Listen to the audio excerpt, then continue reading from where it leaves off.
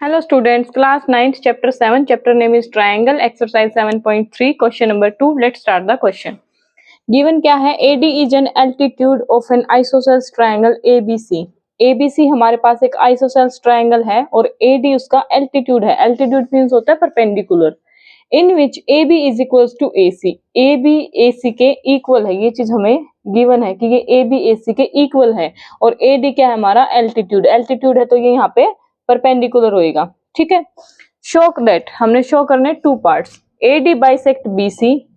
AD BC को bisect करे. Bisect का मतलब होता है इक्वल टू पार्ट्स में कन्वर्ट करना. मतलब BD is equals to DC. ये हमने प्रूव करना है कि AD बाइसेक्ट BC का मतलब क्या होगा कि BD is equals to DC. ये चीज हमने प्रूव करनी है. एंड सेकंड पार्ट क्या है, AD बाइसेक्ट्स एंगल A.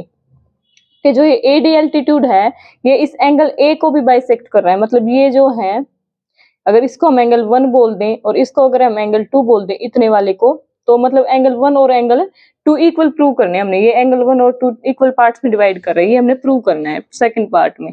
ठीक है. अब देखो फर्स्ट पार्ट क्या है, AD बाइसेक्ट BC.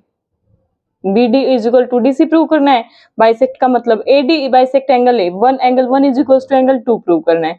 अब हमें यहाँ पे दिख रहा है कि हमारे पास दो ट्रायंगल है, कि ये ट्रायंगल और एक ये ट्रायंगल. अगर हम इन दोनों ट्रायंगल्स को कॉन्ग्रुएंट प्रूव कर दें आपस में, तो ये इसके corresponding parts of congruent triangle से हो जाएगा. बाइसिपिसिटी इक्वल हो जाएगा और बाइसिपिसिटी ही ये हो जाएगा. तो बेसिकली हमें क्या करना है कि ये ट्रायंगल इस ट्रायंगल के कॉन्ग्रुएंट प्रूव कर दे तो हमारा क्वेश्चन सोल्व हो जाएगा. ठीक है. तो यहाँ पे गिवन क्या है, स्टार्ट करते क्वेश्चन को. गिवन क्या है यहाँ पे हमें, AB is equals to AC है. ये चीज हमें गिवन है. और ये जो एंगल है ADB, या फिर ऐसे बोल सकते हैं and AD is altitude. AD is altitude. ये दो चीजें हमें गिवन है. प्रूव क्या करना है हमने, टू प्रूव. फर्स्ट पार्ट करते हैं पहले. ठीक है. प्रूव क्या करना है हमने, AD bisect BC. AD bisect BC का मतलब क्या है, BD is equals to DC. BD is equals to DC prove करना है हमने. बेसिकली हमें ये प्रूव करना है फर्स्ट पार्ट में. ठीक है. अब क्या करेंगे, प्रूफ. अगर हम इन दोनों ट्रायंगल्स को कॉन्ग्रुएंट प्रूव कर देंगे तो बाइसिपिसिटी हमारा ये हो जाएगा. तो क्या करेंगे, ये और ये ट्रायंगल कॉन्ग्रुएंट प्रूव करने हैं तो इन दोनों ट्रायंगल्स में हम कोई भी तीन चीजें इक्वल प्रूव करेंगे. तो क्या लिखेंगे, in triangle ABD and in triangle ACD. In triangle ABD and triangle ACD. क्या क्या इक्वल गिवन हमें, AB is equals to AC given है, ये यहाँ पे रहा. AB is equals to AC, ये हमें गिवन है. ठीक है. उसके बाद देखो AD दोनों में कॉमन है, इसमें भी है और इसमें भी है. तो AD क्या हो गया, AD is equals to AD which is common. ठीक है. ये वाला जो एंगल है ADB 90 डिग्री है और ये वाला एंगल भी 90 डिग्री, क्योंकि AD हमें एल्टीट्यूड गिवन है. तो हम क्या लिखेंगे, angle ADB is equals to angle ADC each 90 degree. ये चीज हम लिखेंगे, angle ADB is equals to angle ADC each 90 degree. और 90 डिग्री क्यों है, क्योंकि AD is altitude on BC. Given हमें AD इज एल्टीट्यूड, ये चीज हमें गिवन है.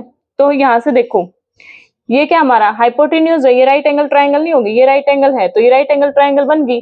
राइट एंगल ट्रायंगल बन गई तो ये हमारा क्या हो गया, हाइपोटेन्यूज. और ये क्या हो गया हमारा, परपेंडिकुलर या कोई भी एक साइड. और ये हमने लिया है एंगल. इस ट्रायंगल में हमने क्या लिया, एक हाइपोटेन्यूज लिया है, एक राइट एंगल लिया है और एक कोई भी एक साइड ली है. तो ये हमारा कौन सा रूल हो गया, RHS rule, right angle hypotenuse and side rule. तो हम क्या लिखेंगे, triangle ABD is congruent to triangle ACD. क्योंकि तीन चीजें हमने इक्वल प्रूव कर दी तो कॉन्ग्रुएंट तो हमारी प्रूव होगी, लेकिन रूल कौन सा लगा है, रूल लगा है हमारा RHS रूल. ठीक है. RHS रूल क्या होता है, राइट एंगल हाइपोटेन्यूज और साइड. अभी इसमें हमने यही लिया है ना, राइट एंगल हाइपोटेन्यूज एंड एक साइड. सिमिलरली इस ट्रायंगल में भी hypotenuse right angle and side. तो बाय RHS रूल हमारी ये कॉन्ग्रुएंट प्रूव होगी. ये कॉन्ग्रुएंट प्रूव होगी अगर ये दोनों ट्रायंगल्स कॉन्ग्रुएंट हैं तो by CPCT BD is equals to DC हो जाएगा. तो क्या लिखेंगे, BD is equals to DC by CPCT, CPCT is corresponding parts of congruent triangle। अगर ये दोनों इक्वल हैं तो हम क्या लिख सकते हैं, AD बाइसेक्ट BC, जो कि हमने प्रूव करना था। तो हम यहाँ क्या लिख देंगे, AD बाइसेक्ट BC, क्योंकि ये बाइसेक्ट कर रहे तभी तो हमारे दोनों इक्वल है ना। ठीक है, ये हो गया हमारा फर्स्ट पार्ट प्रूव। अब हमने करना है second part prove. Second part में हमने क्या करना है, angle 1 is equal to angle 2 prove करना है बेसिकली। तभी तो हम ये लिख सकते हैं ना कि AD बाइसेक्ट्स एंगल A। तो अभी ये दोनों ट्रायंगल हम कॉन्ग्रुएंट प्रूव कर चुके हैं ऑलरेडी, तो ये अभी by CPCT angle 1 is equal to angle 2 हो जाएगा। तो हम क्या लिखेंगे, एंगल 1 का क्या नाम है, एंगल BAD। सेकंड पार्ट कर रहे हैं अभी हम, angle BAD is equals to angle CAD, angle CAD by CPCT, क्योंकि अभी भी हमने ट्रायंगल कॉन्ग्रुएंट प्रूव करी थी। बाय CPCT हमारा हो गया। अगर CPCT से ये प्रूव हो गया, ये दोनों पार्ट्स अगर इक्वल हो गए, तो हम क्या लिख सकते हैं, AD बाइसेक्ट्स एंगल A, क्योंकि बाइसेक्ट करेगा तभी तो ये दोनों इक्वल होंगे ना, ये इसके इक्वल होएगा ना। तो क्या लिख सकते हैं, AD बाइसेक्ट्स एंगल A। यही हमने सेकंड पार्ट प्रूव करना था। फर्स्ट पार्ट में क्या प्रूव करना था कि AD बाइसेक्ट कर रहा है BC को, BD is equals to DC आ गया तो वो प्रूव हो गया। और सेकंड पार्ट में क्या प्रूव करना था, AD बाइसेक्ट कर रहा है एंगल A को। तो ये एंगल 1 और एंगल 2 अगर इक्वल हो गए तो AD बाइसेक्ट एंगल A हो गया, हेंस प्रूव्ड।